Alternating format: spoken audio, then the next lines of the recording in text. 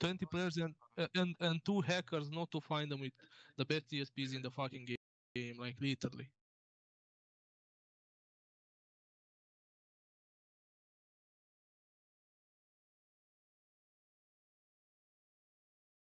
I mean, as I said, it has some benefits.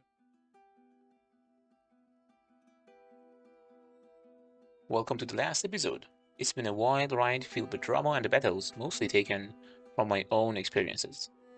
We all just want to enjoy some regular gameplay, oftentimes, but when the drama hits, it's hard not to get caught up in it. A lot of us have been playing on official servers, and honestly, the biggest issues we're facing is all the cheaters. I want to talk about some problems we see with both officials and private servers. Since we can't really change much on the official ones, maybe we can team up to make private servers even better. As we mentioned, cheaters are the big problem on official servers. Even though we try to stop them, they all mess things up and ruin gameplays for everyone. It doesn't matter if they are building an undermesh or flying base around, they're always taking out other players illegally, they always ruin the games for everyone. Nonetheless, some players fight back against cheaters by finding their hidden bases and using cheats themselves sometimes. We've heard players oftentimes say, we only use cheats against these cheaters, not against normal players, but unfortunately, some players are being targeted for personal reasons. We have some cheaters' footprints on private servers too. The private servers where is actually a utopia for players. A price you had already paid. At what cost? Isn't it just burn all the officials to the ashes?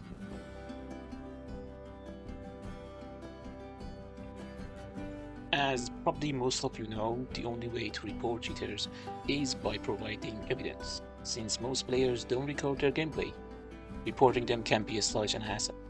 Also, if you remember the 123 incident that we talked about earlier on episode 1, on chapter 1, many cheaters have multiple accounts, making it easy for them to create new one and do the cheatings again. The last things you want is to escalate the conflict between you and them, the cheaters.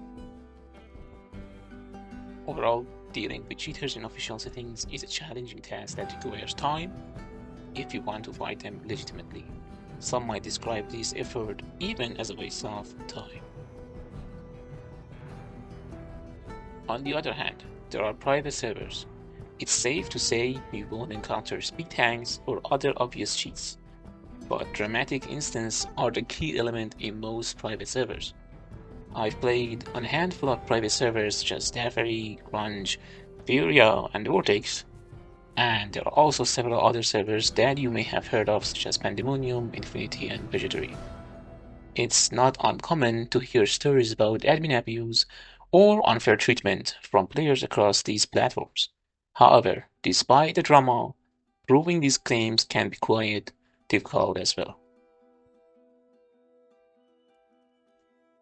They say Conan PvP Exile is super small and we shouldn't reduce its circle. And I think not by silencing criticism, but only by promoting inclusivity. Even so, private servers run by players themselves, this can be achieved only if we put our interests aside. With that being said, if you go to their Discord logs and also go to their pages about their tickets and their problems, I think the most famous problem in most of the private servers is how people do their PvP and do their attacks. A lot of them is just glitch attacks, which never actually solved by the Funcom and the game itself. But I've seen that one or two servers, actually one that I've been playing on Furia, could solve this problem forever. Instead of having different types of mods that might just kinda exclude some players from the servers, they tried to disable the heavy glitch attack that we all experience and we don't want to actually counter in our fights. I'll say they did a great job with having this mod, and they gave it to the community on a Steam workshop for free, so every server can use that mod and we did enjoy the PvP in that server in particular time that we had experience there. And the thing is, why shouldn't the other servers using this for their own problems too? So with simple mod, you can just solve the many problems about fighting, about the drama after fightings. It's all gone, and you can just pay more attention and put more time and focus on the other stuff on your private servers. Thank you all for joining this series and the episodes. We will probably go for the next one as well.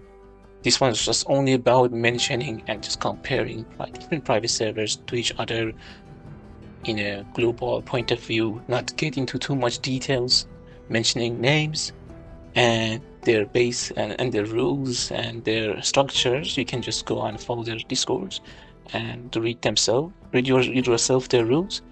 We just try to keep this video about just the comparison actually about private servers and official servers, their problems, and their similarities. Thanks for watching, and I hope you have a great week.